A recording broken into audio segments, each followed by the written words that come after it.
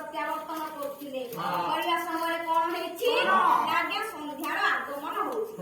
କବି ସମ୍ରାଟ ଉପେନ୍ଦ୍ର ଭଞ୍ଜ ଗୋଟିଏ ପଦ ଲେଖିଲେ କହିଲେ ବିରୋଧାଭାସ ଉଦୟ ଏ ସମୟ ଦିନ ଅବସାନ ହୋଇଲେ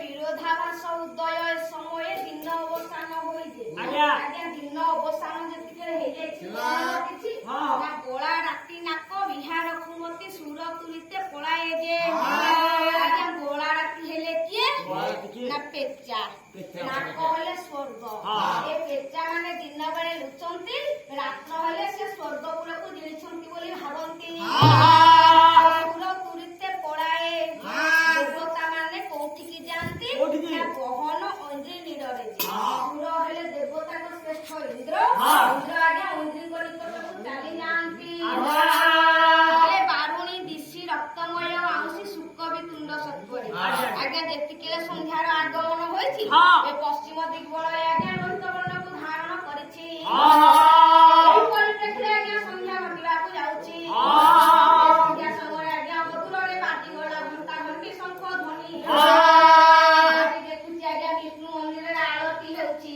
ଆଜି ତୁଳସୀ ଦେବୀ ସେଇ ବିଷ୍ଣୁ ମନ୍ଦିର ନିକଟକୁ ଗଲେ ଦେଖିଲେ ନିଜର ସ୍ୱାମୀ ବିଷ୍ଣୁ ଦାସ ଆଜ୍ଞା ଆଳତି କରୁଛନ୍ତି ବିଷ୍ଣୁଙ୍କୁ।